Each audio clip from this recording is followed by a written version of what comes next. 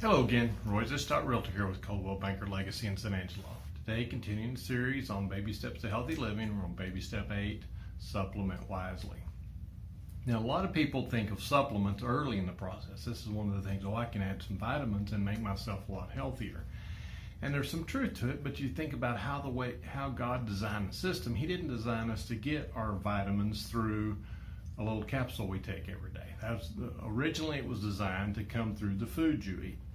And so it's always a lot better if you can do that. And that's kind of the general approach I've tried to take with all the stuff I've talked about is the more natural, the way it was designed, the better.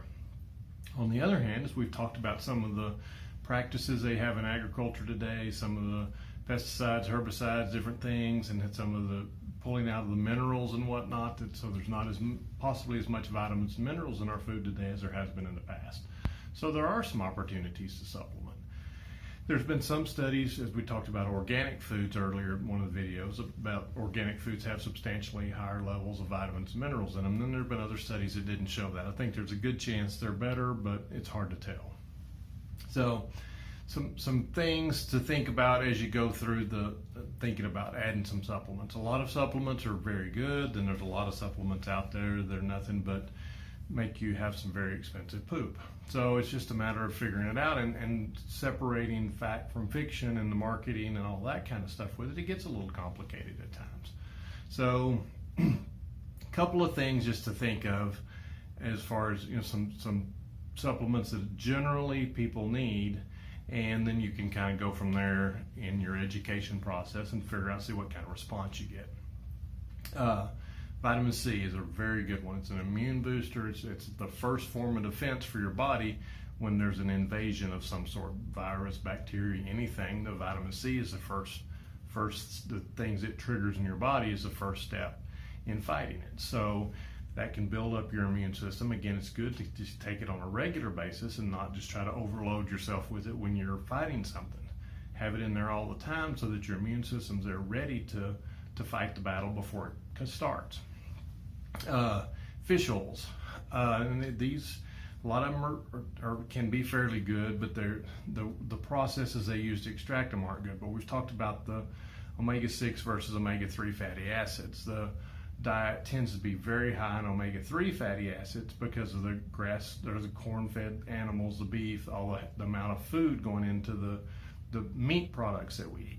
So that throws the balance off, and your body's probably designed to have somewhere close to an even ratio of omega-6 and omega-3. So fish oils can get some of the omega-6s that your body needs and kind of get that level built back up. So that's another one that's fairly commonly recommended.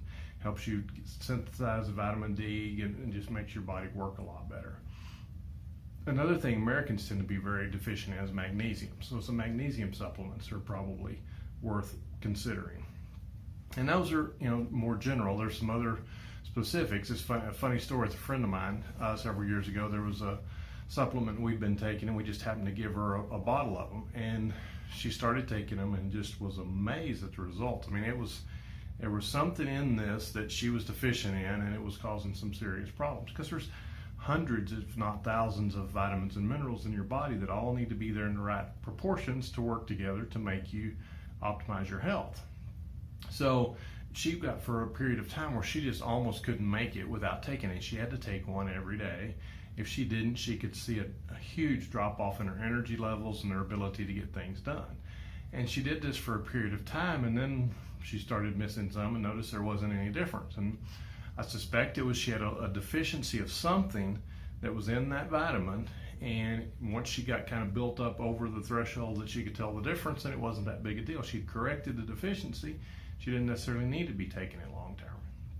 So another so more of a natural way to get stuff is a way to think about it. One of the more common ones now, even medical doctors are starting to recommend them, is probiotics and prebiotics.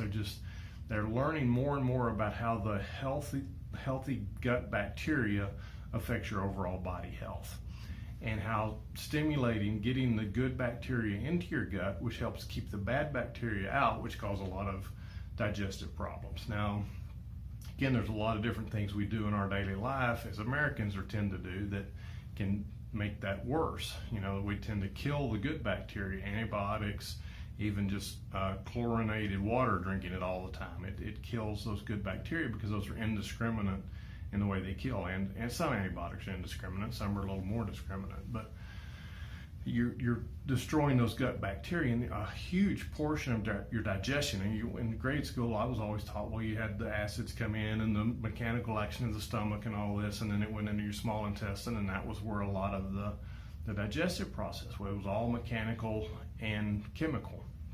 Well, now we know, and they're learning more and more about it every day, how much the bacteria in your gut can affect that. Can affect your IQ, can affect the diseases you're likely to get, can affect all these different things. And so that's where you get into the yogurt and kefir and just the cultured products, kombucha, some of the probiotic type stuff. A lot of these things you can make on your own relatively inexpensively. Some of them you can buy processed, but a lot of them, as we've talked about before, if you buy the processed ones in a grocery store, they've added a lot of sugar to make them taste really yummy, so people will eat them. Well, particularly cultured products are not supposed to taste sweet. That's kind of the opposite. The whole culturing process, the bacteria in them eat sugar and break it down into these probiotics. So all those type of things help feed the good bacteria in your gut. So, just consider this as you're going through life, and the ways to supplement, try to find some information. We'll talk more about some sources of information in the future that can kind of help you work this out and figure out how to supplement wisely. So that's all for today. Baby step 8, supplement wisely. RoyZesch.REALTOR, 325-268-0775. Thank you.